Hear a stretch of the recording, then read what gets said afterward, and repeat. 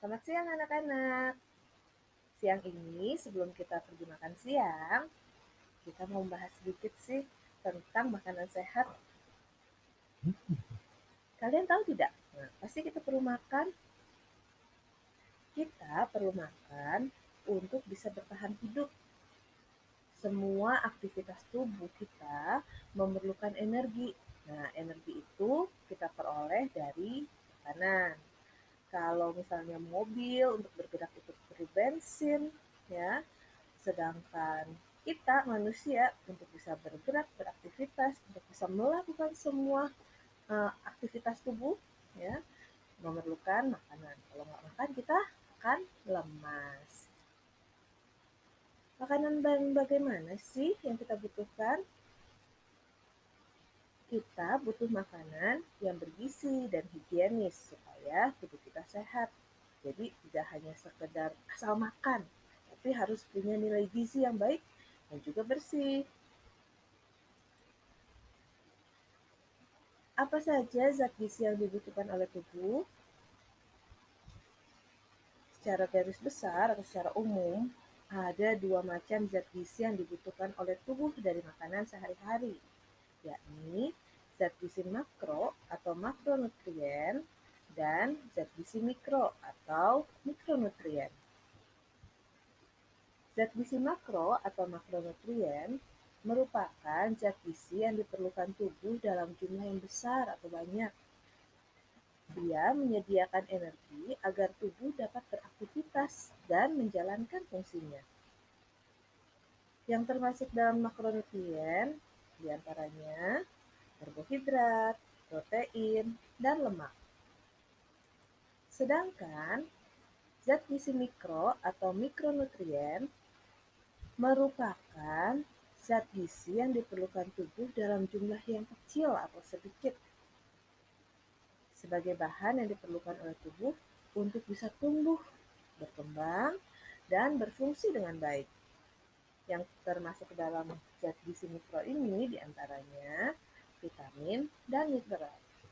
Kalau makro tadi jumlahnya banyak, biasanya kita butuhnya sampai berapa gram gitu, berapa ratus gram. Sedangkan kalau yang mikro ini satuannya bukan gram, tapi mikrogram atau IU atau International Unit ya. Jadi sangat sedikit sekali.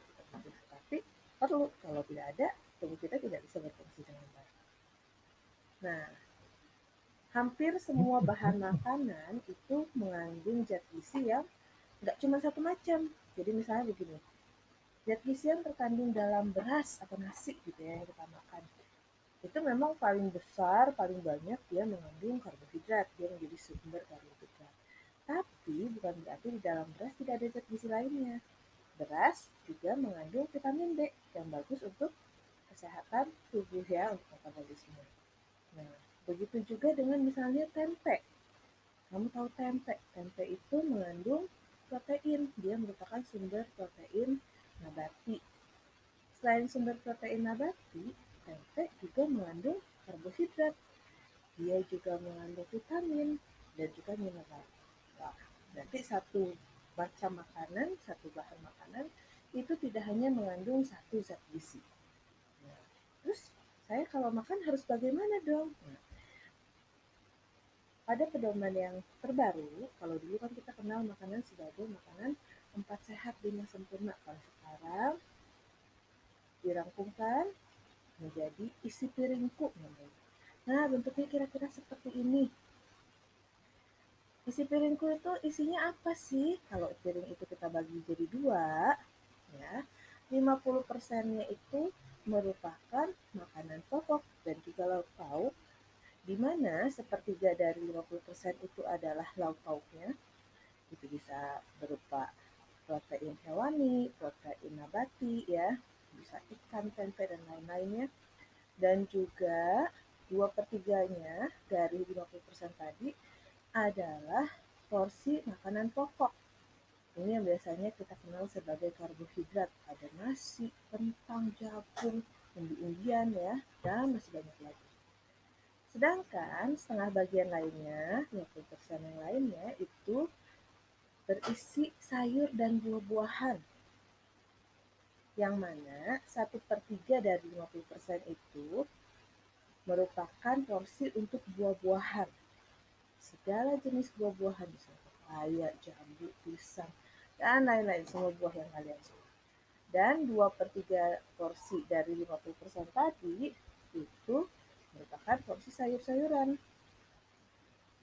Seperti wortel, terong, sayuran hijau, brokoli, wah semua ada yang kalian suka ya. Nah inilah isi piringku yang disarankan untuk kalian konsumsi. Sebelum kita makan nih, ada 10 pesan umum gizi seimbang yang akan disampaikan. Ini bukan ibu yang buat ya, ini disampaikan melalui Kementerian Kesehatan. Yang pertama, kita harus syukuri dan nikmati beraneka ragam makanan. Bagaimana caranya kita mensyukurinya? Yang pertama, sebelum makan dan sesudah makan kita berdoa. Lalu kita makan, nikmati setiap makanan itu, setiap suapnya. Kita bersyukur bahwa kita masih bisa makan. Ya. Terus sebagai tanda syukur kita juga atas makanan yang kita peroleh, kita menghabiskan makanan kita. Jadi jangan suka membuang-buang makanan. Ya. Yang kedua, banyak makan sayur dan cukup buah-buahan. Kira-kira dalam satu hari itu porsi hariannya untuk sayur adalah 2 porsi, sedangkan untuk buah-buahan 2-3 porsi.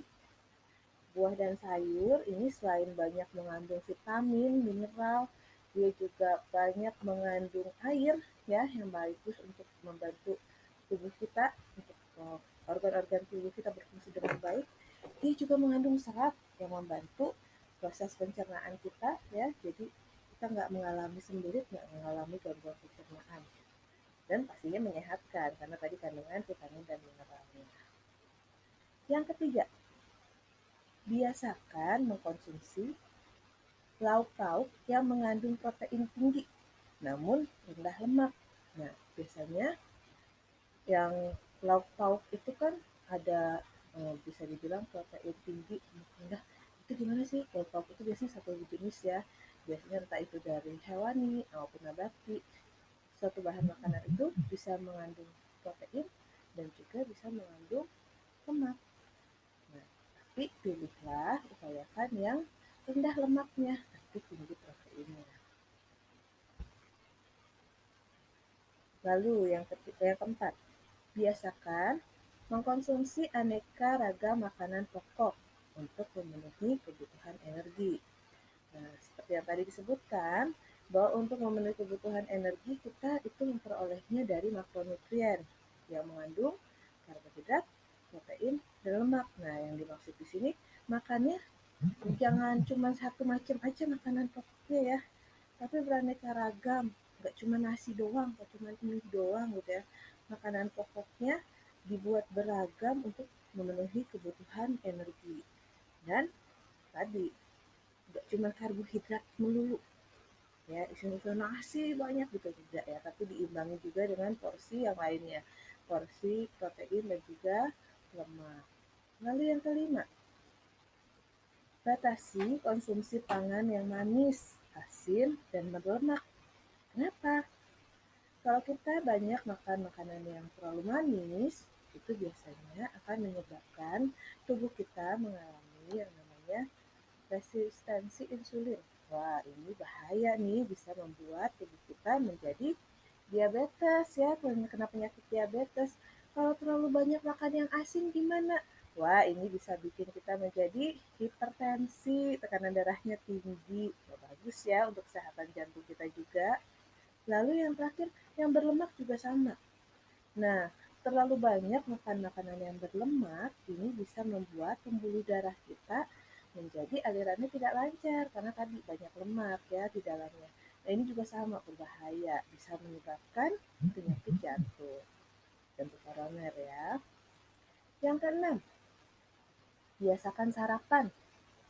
Sarapan atau makan pagi ya, itu sangat penting. Buat apa sih? Kenapa kita perlu sarapan? Karena biasanya kita itu kan makan terakhir sore ya, kemarin atau hari sebelumnya di sore hari, anggaplah paling malam jam 8 malam. Bagusnya sih sebelum jam 7 ya, sekitar jam 6 sore udah terakhir makan. Lalu makan lagi kapan?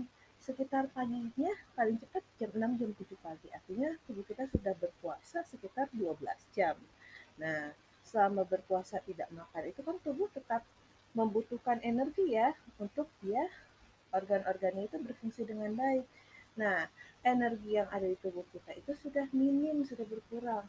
Kalau kita tidak sarapan, kita melewatkan jam makan kita, lalu kita makannya nanti siang aja, ya, paginya nggak makan, akibatnya apa? Akibatnya saat makan siang, kita jadi makannya membabi buta. Jadi, semua pengen makan, jadinya bawaannya lapar. Yang ada, bukannya makin terus, bukan makin langsing, tapi malah makin menggendut karena kita nafsu makannya menjadi meningkat ya. Selain itu, karena tadi sudah lama banget tubuh kita kekurangan energi ya dalam waktu istirahat yang lama sekitar 12 jam kekurangan energi, maka yang terjadi kalau kita paksa untuk belajar, belajar kan berpikir ya, itu membutuhkan energi juga. Akibatnya kita jadi iya, jadi agak lemot ya. Jadi agak lelet, jadi susah menangkap pelajaran. Kenapa? Aduh, otaknya udah capek mikir, udah capek kerja. Dia nggak ada energi untuk berpikir. Jadi untuk itu jangan lupa untuk sarapan. Karena secukupnya, jangan terlalu banyak, jangan juga sampai kurang.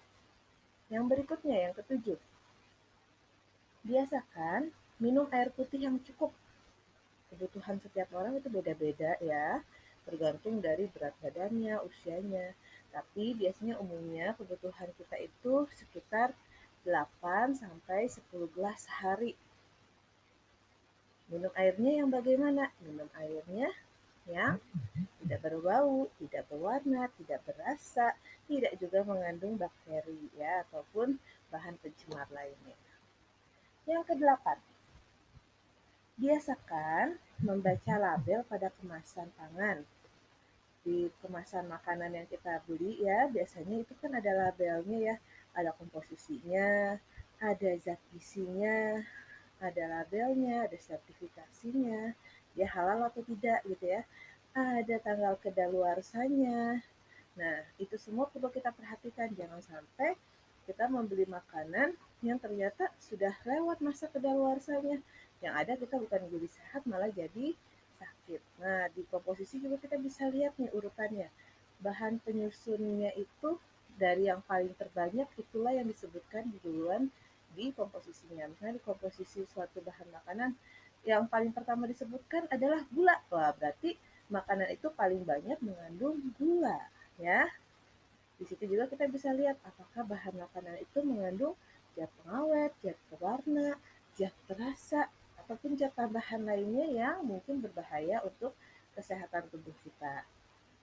Yang kesembilan, biasakan cuci tangan pakai sabun dengan air bersih yang mengalir. Wajib ya, sebelum dan sesudah makan kita cuci tangan kita. Lebih bagus lagi kalau sudah selesai makan, peralatan makannya kalian cuci sendiri sekaligus sambil cuci tangan, sambil cuci piringnya, cuci sendoknya ya, biar semuanya bersih ya. Lalu yang terakhir, lakukan aktivitas fisik yang cukup. Aktivitas fisik maksudnya bagaimana? Kita kan setiap hari pasti makan ya, minimal 3 kali sehari ya. Makan, makan, makan. Pagi makan, siang makan, sore makan. Tapi kalau aktivitas fisik kita kurang, artinya kita kurang bergerak, apa yang akan terjadi? Yang terjadi, kalori yang dihasilkan tubuh dari makanan itu kalau tidak terpakai akan ditimbun di dalam tubuh menjadi lemak. Nah, aktivitas fisik yang seperti apa yang dibilang cukup?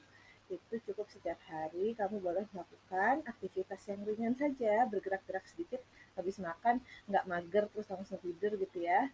Lakukan aktivitas sekitar 5 sampai 10 menit bergerak ya itu tadi gampangnya mencuci piring ya sambil berdiri habis makan kan berdiri cuci piring sebentar beresin dilap lagi mejanya semuanya dirapikan lagi peralatan makanannya lalu kalau makanan yang gak habis ada bahan makanan yang bisa untuk dimakan sekeluarga misalnya kamu cuma ngambil di porsi kamu piring kamu sudah bersih nah makanan yang lain jangan lupa ditutup pakai tudung saji supaya nggak kena lalat nah aktivitas seperti itu termasuk aktivitas fisik juga ya nggak kerasa tapi ternyata itu juga membantu kita membakar energi ya. Nah, Atau bisa juga dengan berolahraga. Lakukan olahraga ringan sekitar 30 menit per harinya dan disarankan untuk melakukan olahraga itu setidaknya 3 kali dalam seminggu. Nah, itu tadi tentang makanan sehat ya. Untuk materi ini Ibu dapatkan dari beberapa sumber. Nanti kalau kalian mau baca lebih lengkapnya, bisa baca sendiri ya di link yang Ibu sertakan di sini. Oke anak-anak, selamat makan. Jangan lupa dihabiskan makanannya. Dan ingat, tetap terapkan pola hidup bersih dan sehat. Supaya kita semua selalu jadi sehat dan jadi anak-anak yang cerdas. Baik, selamat siang semuanya. Sampai jumpa lagi. Dadah.